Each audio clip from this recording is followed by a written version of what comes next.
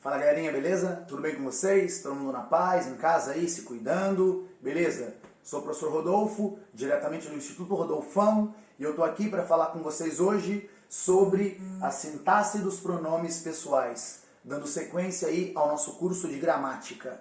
A finalidade dessa aula é você aprender como empregar os pronomes pessoais no texto de acordo com a norma padrão, beleza? Aí alguém de vocês aí pode me dizer, professor, como que eu vou aprender a empregar corretamente os pronomes pessoais se eu nem sei quais são esses pronomes? Turma, então a gente começa dando uma rápida retomada aqui em quais são os pronomes pessoais da língua portuguesa, tá certo? Ó, os pronomes pessoais da língua portuguesa dividem-se em pronomes pessoais do caso reto e pronomes pessoais do caso oblíquo.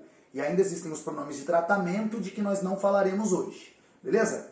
Quais são os pronomes pessoais do caso reto? Eu, tu, ele, ela, nós, vós, eles, elas, tá certo? Esses são os pronomes pessoais do caso reto, que estão relacionados às pessoas do discurso, que a gente já tratou na nossa aula de deixes de pessoa. E também os pronomes oblíquos, que se dividem em átonos e tônicos. Os pronomes átonos são aqueles monossílabos pronunciados sem intensidade que podem se ligar a um verbo por hífen.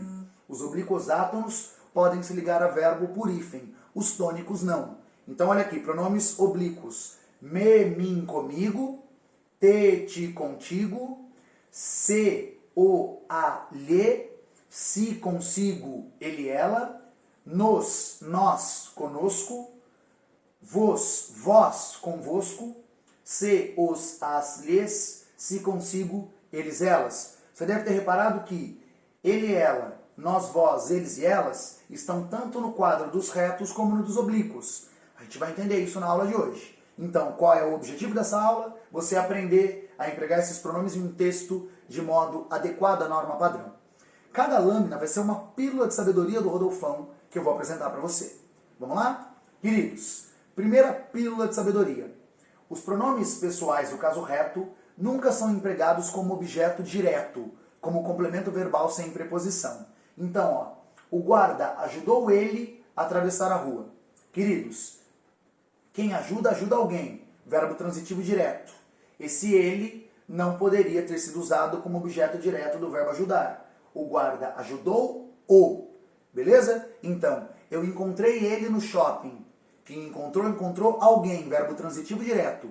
Este ele não poderia ser o objeto direto. Encontrei o no shopping. Pronomes do caso reto nunca são empregados como objeto direto. Beleza? Segunda pílula de sabedoria aqui. Quando vem após uma preposição, após o para, após o entre, após o em, após o sobre, enfim, após qualquer preposição, os pronomes ele, ela, nós, vós, eles e elas tornam-se pronomes oblíquos. Beleza? Então, após uma preposição, estes pronomes passam a ser pronomes oblíquos. Entregue para ele os papéis. O ele veio após a preposição para. Nesta frase, ele é um pronome oblíquo. O professor tem confiança em nós. O pronome nós veio após a preposição em, tornou-se um pronome oblíquo. Então, após uma preposição, os pronomes ele, ela, nós, vós, eles e elas tornam-se pronomes oblíquos. Portanto, para definir se estes pronomes são retos ou oblíquos, eu tenho que analisar o texto. Ó, ele demonstrou confiança em nós. Este pronome ele, que não está regido por preposição, é um pronome reto. Tem função de sujeito do verbo demonstrar. O pronome nós, após a preposição em, é um pronome oblíquo, é um complemento. Nós concordamos com ele nessa questão. Agora o pronome nós tornou-se um pronome reto, porque ele não está regido por preposição e é sujeito do verbo concordar. E o pronome ele tornou-se oblíquo, porque está após a preposição com, é um complemento. Beleza? Então, ele, ela, nós, vós, eles e elas, na função de sujeito não regidos por preposição, pronomes retos. Na função de complemento regidos por uma preposição, pronomes oblíquos. Certo? Queridos, o eu e o tu nunca viram pronomes oblíquos, tá bom? Isso significa dizer que eu nunca posso usá-los se não for na função de sujeito. Pensando assim, há problemas entre eu e tu. Essa frase não está de acordo com a norma padrão. Turma, eu só usarei o eu se ele for sujeito de um verbo. Aqui, após a preposição entre, ele não está sendo sujeito de verbo nenhum. Então, de acordo com a norma padrão, eu deveria dizer: há problemas entre mim e ti. Ok? Turma, cuidado então. Se eu falo assim, essa discussão é entre eu e ele. Essa frase não está de acordo com a norma padrão. A discussão é entre mim e ele. Eu uso eu quando ele for sujeito de um verbo. É por isso que eu digo: traga água para mim. Usei o mim porque não está sendo sujeito de verbo nenhum. Mas se eu acrescentar o beber, vai passar a ser função de sujeito. Então, traga água para eu beber. Atenta então para o fato de que eu e tu só podem ser empregados na função de sujeito, nunca após preposição, caso não seja um sujeito de um verbo adiante. Tá certo? Próxima pílula de sabedoria aqui. Somente os retos exercem função de sujeito. Então, empreste o livro para mim ler. Eu não posso usar o pronome mim como sujeito do verbo ler. Inadequada a norma padrão. Empreste o livro para eu ler. Agora, houve adequação à norma padrão, porque o pronome reto está exercendo a função de sujeito. Beleza? Queridos, tem uma exceçãozinha. Os pronomes oblíquos átonos, me, te, se, o e o os, o a e o as, o nos e o vos, podem ser sujeito de um verbo no infinitivo. Então você vai perceber que tem um verbo conjugado e um verbo no infinitivo. E no meio tem um pronome que parece que é, ao mesmo tempo, complemento do verbo anterior e sujeito do verbo da frente. Ele vai ter que assumir a sua forma oblíqua átona. Então, olha aqui. O médico mandou ele entrar. Tem aluno que pode pensar: professor, está certo ele, porque tem o verbo entrar depois. Mas, com o verbo no infinitivo desse jeito, tendo um outro verbo antes, tem que prevalecer a função oblíqua átona. Então, o médico mandou o entrar. Aqui, deixe eu ver seu caderno. Eu não vou poder usar o eu nesse caso como sujeito do verbo no infinitivo ver. Deve ser deixe-me ver seu caderno. Então, na função de sujeito de um verbo no infinitivo, havendo um outro verbo anterior, nós devemos usar os pronomes oblíquos átonos e não os pronomes retos. Certo? Ele orientou-me a subir. E não ele orientou eu subir. Beleza essa pílula de sabedoria? Vamos para a próxima. Queridos, os pronomes se, si e consigo só podem ser empregados como reflexivos. O que quer dizer isso, professor? Eles têm que indicar que a ação volta para quem a praticou. Então, quando eu digo desejo felicidades para si, a ação está voltando para quem a praticou? Para quem praticou a ação de desejar? Não. Então, aqui não houve adequação à norma padrão. Eu deveria usar ou um pronome tratamento ou um pronome oblíquo. Desejo felicidades para você, desejo felicidades para ti. Leve-me consigo. Eu usei no sentido de reflexivo? Não. Então não posso usar o consigo. Leve-me com você, leve-me contigo. Professor, então quando dá para usar se consigo? Ele só pensa em si. Repara que aqui o si está indicando que ele pensa nele mesmo. Com valor reflexivo eu posso usar esses pronomes. Ele leva consigo uma espada.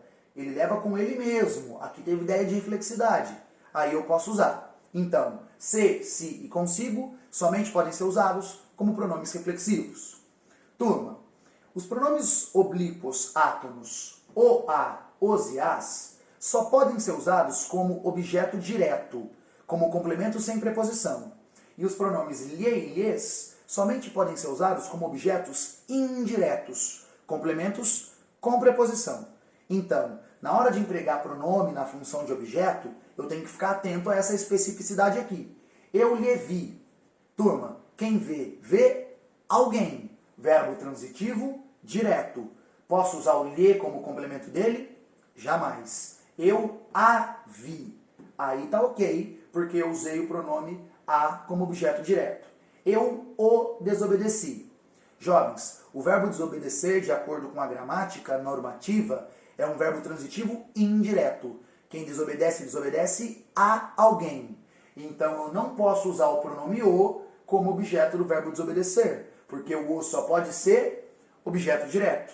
Aqui eu deveria ter usado eu lhe desobedeci, objeto indireto. Lembra dessa pílula aqui também. Queridos, por fim, a adaptação fonológica para o emprego dos pronomes o, a, os e as. Turma, quando eu uso esses pronomezinhos o, a, os e as após um verbo que termina em R, em S ou Z, eu tenho que fazer uma adaptação fonológica. Eu tiro o R, o S e o Z do verbo e acrescento o L nesses pronomes aqui. Então, ó, fazer mais A. O verbo terminou em R e eu quero colocar o A. Eu tiro o R e acrescento o L no pronome A. Fica fazê-la. Pôs mais os. Tiro o S do pôs, acrescento o L no os. Pô-los. Satisfiz mais o. Eu tiro o Z do satisfiz, acrescento o L no o. Satisfilo. Isso vai gerar algumas construções bem estranhas. Por exemplo, fez a atividade. Troca a atividade por um pronome. Ficaria fê-la. Tirei o Z do fez, acrescentei o L no A. Fê-la. Sempre que o verbo terminar em R, S ou Z, eu tiro essas letrinhas e acrescento L no o, a, os, as. Turma, se os verbos terminarem em M, ão ou oin, eu não mexo no verbo, mas eu acrescento o N no o, a, os, as. Então, falam mais a, fica falam na. Dão mais os, fica dão nos. Compõe mais o, fica compõe no. Ok? Então, lembra, quando eu empregar o, a, os, as, após R, S ou Z, tiro o R, o S e o Z e acrescento o L. Após um verbo terminado em M, ão ou oin, eu acrescento o N nos pronomezinhos o, a, os, as. Jovens, essas eram as pílulas de sabedoria do Rodolfão sobre o emprego dos pronomes pessoais em textos. Beleza? Lembra bem dessas dicas, porque elas são muito importantes para você adequar o seu texto à norma padrão, para você demonstrar aí domínio da norma culta da língua. Beleza? A gente continua falando de pronome na próxima aula. Espero que vocês fiquem bem. Em tempos de quarentena, mais do que nunca, meu jovem, vai no slide do Rodolfão. Beijo. Tchau, tchau.